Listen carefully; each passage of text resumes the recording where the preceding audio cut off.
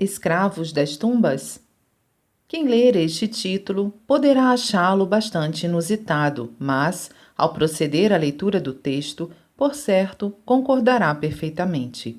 O título se refere às pessoas que se satisfazem em preservar as velhas ideologias e a cultura que cheira a mofo, das quais não consegue desvencilhar-se.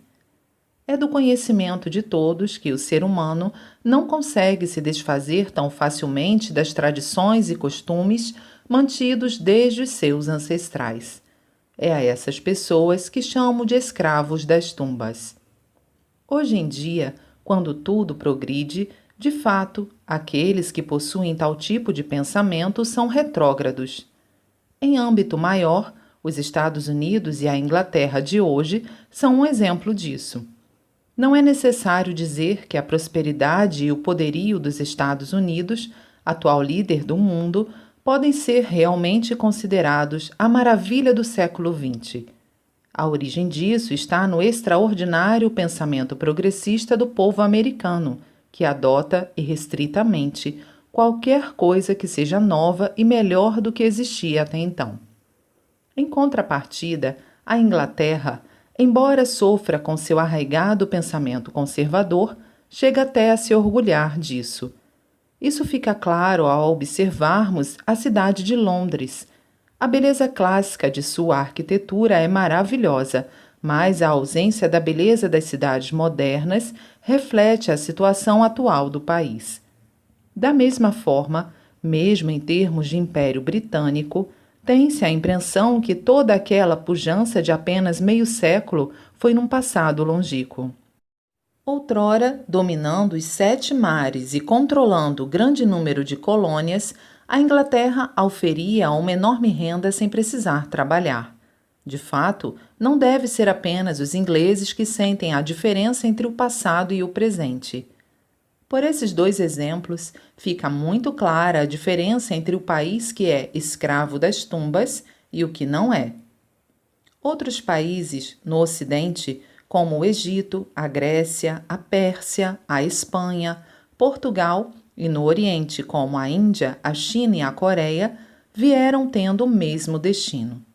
O motivo é que ficaram presos aos tempos áureos, o que se tornou um obstáculo para a visão empreendedora e, em consequência, enfraqueceu aqueles países. Por essa razão, a história nos mostra muito bem o quanto ser escravos das tumbas é catastrófico. E nem a religião foge à regra. Um exemplo bem marcante é o budismo. Na Índia, berço do budismo, existem atualmente cerca de 300 mil fiéis, o que representa um fiel para cada 1.000 habitantes. Na realidade, é o mesmo que ele tivesse se extinguido. Na China, dizem que quase não existe nem sombra do budismo, e no Japão ele está por um fio. A seguir vem o cristianismo, cujo apogeu se deu na Idade Média.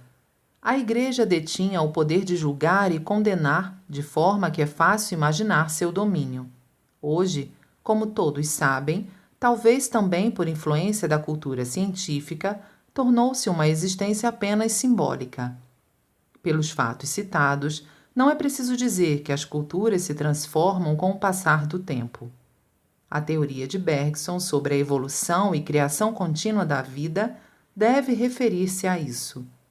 A lei da evolução, que determina a queda do obsoleto e o avanço do novo, pode ser compreendida claramente observando-se o curso da história. Neste sentido, a civilização somente evoluirá com o surgimento de uma extraordinária linha de pensamento capaz de assumir a liderança de uma nova era. E, para tanto, é necessário surgir uma religião grandiosa que marcará a história. Sendo assim, afirmo que a nossa Igreja Messiânica Mundial é a que mais atende a este requisito. Obviamente, a comprovação dessa verdade são as nossas muitas atividades de salvação realizadas em variados campos de atuação. Vou me omitir na enumeração de cada uma delas, pois logo perceberão isso se entrarem em contato com ela. Como sempre digo, aquilo que já foi feito por alguém, eu deixo a seu cargo.